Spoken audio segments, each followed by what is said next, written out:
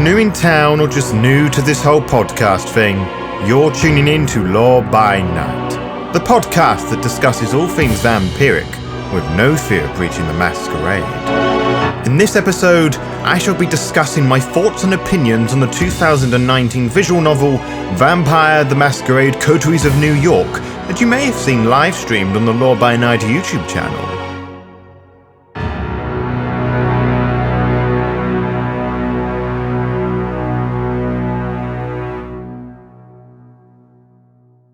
Those who search Vampire the Masquerade Coteries of New York online will be immediately told by the game's Wikipedia page that Coteries of New York is an adventure video game set in the world of darkness and is based on White Wolf Publishing's tabletop role-playing game Vampire the Masquerade. It was first released on PC the 11th of December 2019 before seeing a release on the Linux and Mac platforms on the 23rd of January 2020, followed by a Nintendo Switch version on the 24th of March, with the PS4 version that I own hitting shelves the following day. Finally, Xbox One owners would be able to play the game on the 15th of April 2020. The naive individuals who bought this game eager for a Bloodlines clone will be incredibly disappointed, for this description is somewhat misleading, with the actual description by the developers not that much clearer either. Developed and published by the Polish company Draw Distance, previously known as iFun4All, Coteries of New York is in actual fact a piece of interactive fiction,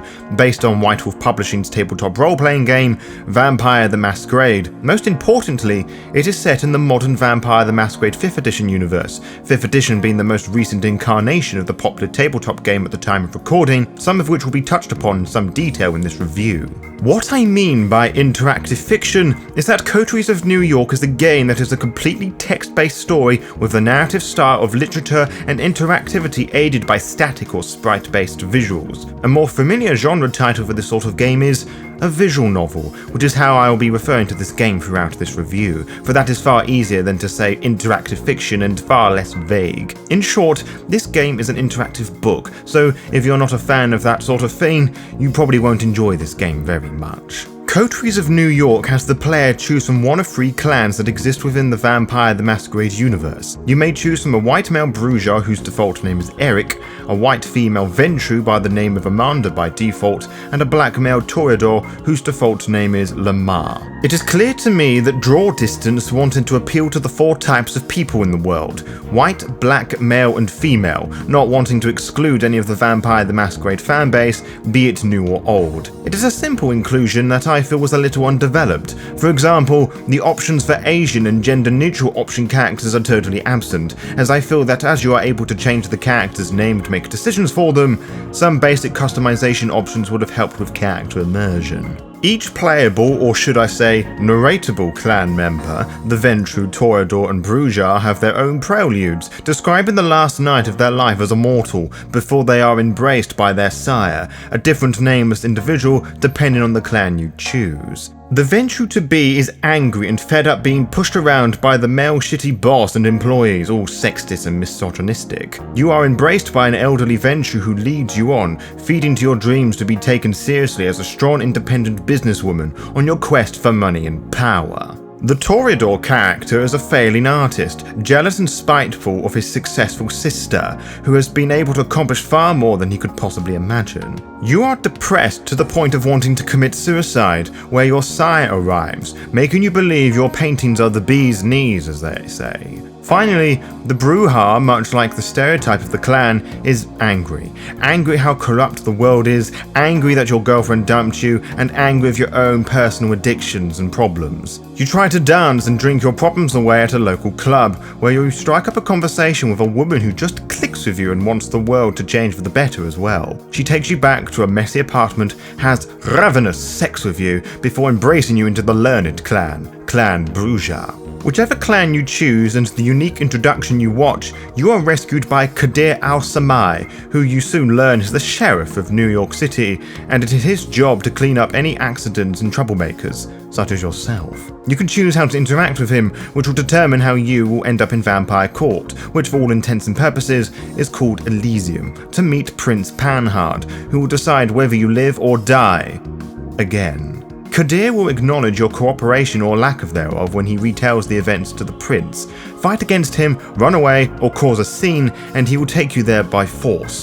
His version of events, dictated by your actions, informs the players in a natural and thematic way that your choices matter, to an extent. What I admire about these openings is that each one does a wonderful job setting up the personal horror that makes Vampire the Masquerade and, by extension, the World of Darkness so different from other horror tabletop RPGs. You're tossed into a world you barely understand, reborn as a scion of the night, a deadly killer, as knowledgeable as an unborn babe, and yet everyone expects you to know all the rules and just face the consequences, which in your case is death. Each introduction provides organic methods of educating those who are not so familiar with Vampire the Masquerade the basics of how the Ventrue, Toreador, and Brujar interact with the world and who and what they embrace. The Ventrue are all about property, possession, and power, and choose individuals for the embrace who they believe would contribute to vampiric society in a corporate sense. The Toreadors are the arts in vampiric form, lovers and appreciating anything and everything they deem to be beautiful,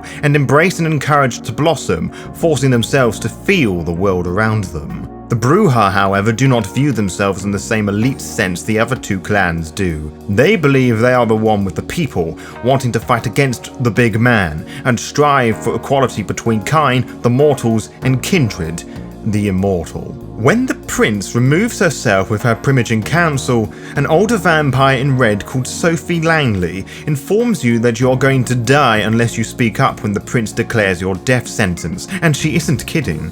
If you choose to stay silent or worse, attempt to run away, Sheriff Kadir will dutifully and potentially happily, if you annoyed him previously, behead you or chop your legs off before beheading you, depending on your choice, ending your playthrough. And these aren't the only instances where your playthrough can be cut short, to pardon the pun.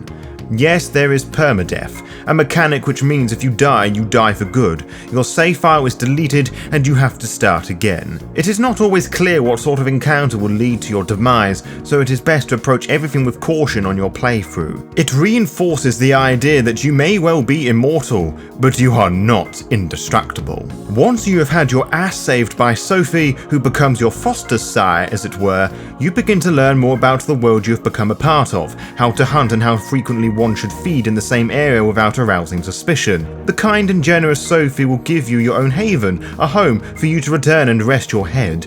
Only vampires don't so much sleep but more turn off when the sun rises up, the blood no longer able to animate during the daytime. To date, this is the only Vampire the Masquerade game that truly addresses the influence of the time of day and what effect it has on you. In fact, there are many elements of Vampire the Masquerade that are beautifully portrayed in Coteries of New York that cannot be found anywhere else, be it video game or actual play online, demonstrating a brilliant understanding and appreciation the writers have for the lore of Vampire the Masquerade. The constant omnipresence of the government-funded vampire hunters called the Second Inquisition is a constant threat to you and all vampires for grander lore reasons I discussed in a previous podcast episode. They are mentioned frequently, as are their many operations, but appear sparingly, usually when you have made one error too many or hunting a vampire who has pushed their luck, making them a terrifying collective antagonist. Vampire hunters in previous Vampire the Masquerade video games were frustratingly comical foes, so I am pleased that Coteries of New York changes this mindset. Similarly, the optional discussion your character can have with the kindred Benoit Segal regarding true faith, a power held by the truly devout to repel the supernatural with their chosen faith, is a masterclass how to deal with the subject in any game of Vampire the Masquerade, be it video game or actual play. The narrative arc of Benoit is a philosophically eloquent one, filled with intense levels of melancholy and doubt as you and Benoit try to come to terms with what it means to be a vampire, but not on a biological level, but a deep and profound spiritual one, making this section of the game one of my favourites. Coteries of New York does not shy away from the more sensitive topics that many writers in any form would minimize the inclusion of to prevent audience taking offense, most notably the conversations you are forced to have with Baron Douglas Callahan, the leader of the Anarchs in New York City, who are your enemies with your faction, the Camarilla. His inclusion in the game is an interesting one, as it demonstrates once more the understanding in VTM lore the writers have. In previous Vampire the Masquerade video games and online actual plays, most notably the ongoing web series LA by Night, the two factions have been strongly misrepresented as the Anarchs being the good guys, the superheroes fighting for freedom and everything that's right, and the Camarilla as comical, oppressive, tyrannical overlords. Coteries of New York addresses that with the conversations you have with Callahan, who, for lack of a better term,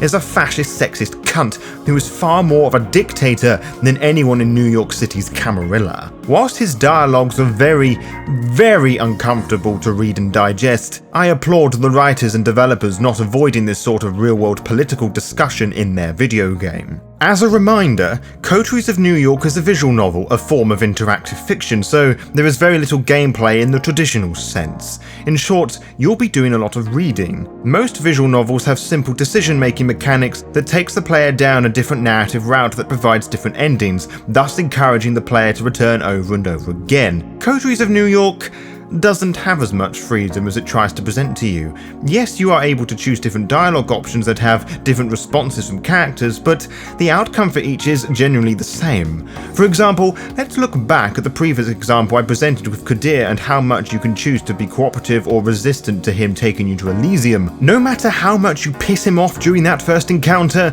you will always go to Elysium with him. Your game is not cut too short that early on. A slightly later example is when Sophie takes you under her wing and shows you how to hunt. You are presented with 4 different options, 3 of which are different types of groups to approach and try to feed upon, whilst the 4th is to wander around and not feed, which I initially interpreted as not feeding just yet. Whilst each of the 4 options here results in different encounters, all of them funnel back to a hostile encounter with an Anarch called Howard. Depending on your clan and choice, you either fight it out, have a verbal standoff with him, or run away back to Sophie.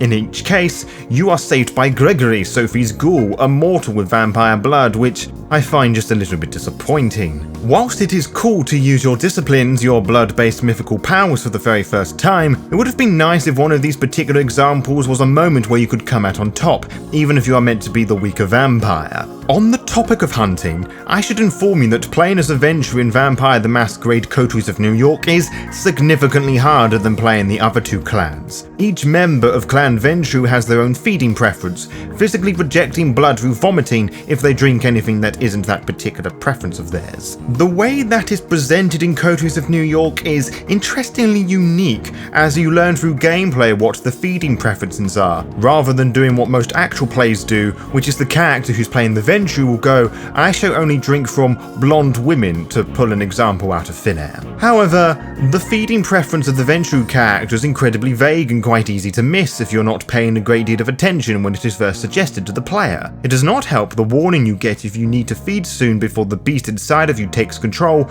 muddies the first piece of information. Neither does it help that many feeding opportunities the game throws at you will manage to be successful feeding attempts anyway. There are some bugs that also complicate and confuse certain dialogue options. For example, I discovered through my YouTube livestream of the game that the Toreador character I had for one instance had possession of potence, which is not one of the disciplines possessed by Clan Toreador. In the same episode, I was told that the Ventrue also has Auspex for one scene as well, which again, most Ventrue do not own. I would have shrugged this off, but this bug is present in all versions of the game, so I'm a little disappointed and confused why these tiny issues were not fixed on PC before they were ported to console. Then there are the side quests. Each night, you'll be allowed to do 1 or 2 side quests before you have to rest for the night and progress the story forward.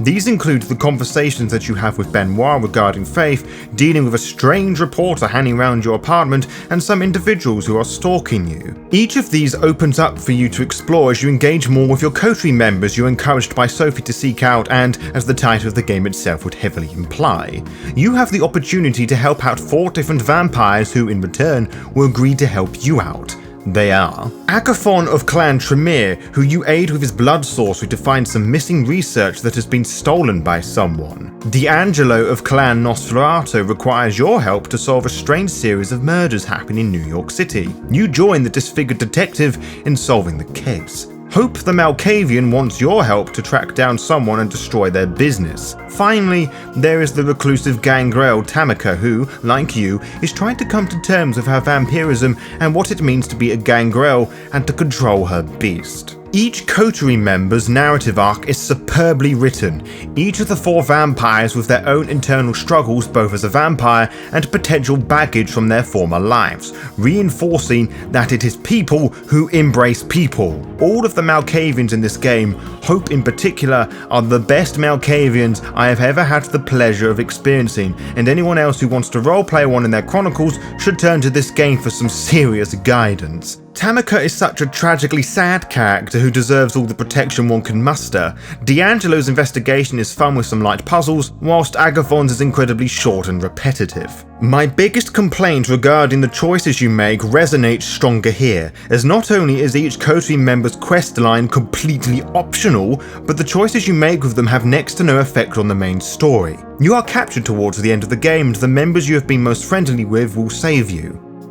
That is it. They do not accompany you to the game's climax, nor do they appear at any other point that isn't their own questline. It is just as baffling as it is frustrating that a game called Coteries of New York City has very little to do with you building and employing a coterie. The one positive remark I do have with this decision is that it reminds players that are more accustomed to the tabletop game that kindred do have a life outside of their coterie. It is also possible to piss off your coterie members to the point where they will have nothing to do with you, which is much harder than it appears. It would have been nice if a skip button was used like so many other visual novels do, to speed through the text you have already read so you don't get cramps spamming the same button over and over again as you revisit aspects of the game you missed on previous playthroughs. Whilst Coteries of New York misses a few narrative and gameplay opportunities, the areas it does fantastically consistently is how it looks and sounds.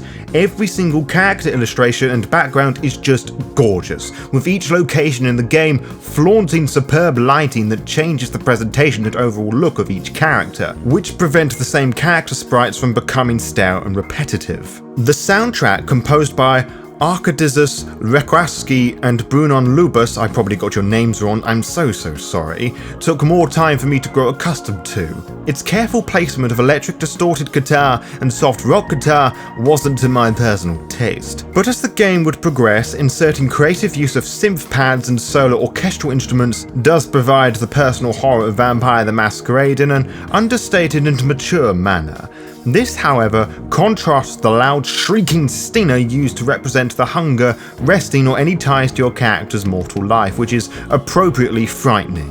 One sound element I felt the game was missing was the absence of voice acting. Whilst it is not needed in every visual novel, I was surprised and disheartened to boot up the game for the first time and not hear any voice acting, as the promotional trailers did imply that voice acting would be present throughout. My enjoyment of Vampire the Masquerade Coteries of New York is divided into 2 distinct halves: my blind playthrough on YouTube and every other playthrough I've had since. I bring this up because whilst I enjoyed it a lot with the viewers helping me make decisions on the YouTube Let's Play, I made plenty of mistakes. The game's side quests, Benoit the Reporter and Stalkers, are presented as must-do ASAP super important things to pursue, meaning by the time I reached the end of the game, I only had 2 of the 4 coterie members save me at the end, and I had barely touched on their arcs. The choices made by me and the live audience during the livestream were often dictated by sheer impulse, not with calculated logic, which made this frustratingly short game even shorter. Coteries of New York City is really a game to take your time with, to absorb the atmosphere and embrace the story and cast with open arms, squeezing tight the fear and personal horror of being an abandoned fledgling in New York City. The writing is fantastic, making you feel how insignificant but powerful you are. Clan and sex stereotypes are handed to the player with the sole purpose of educating the freshly embraced, but does not cling to them for dear life as so many pieces of Vampire the Masquerade material does. What brings such craftsmanship down is the lack of freedom to involve your coterie in any meaningful manner, and its horribly forced cliffhanger of an ending that leaves an unpleasant taste in my mouth. If you have been enticed by this game after this review, I highly recommend purchasing this on the console of your choice, but only after watching the Let's Play I did on the YouTube channel during March 2020. If I was to rate this game out of 10, I would rate it the Scarred One out of 10, as that is just as helpful as a proper out of 10 score. To be kept updated, follow the Lore by Night VTM Twitter and Instagram pages to find out when we will upload each episode. You can also find out by subscribing to the YouTube channel and clicking on the little bell, as you'll be immediately notified when the latest episode is live. Until next time, farewell.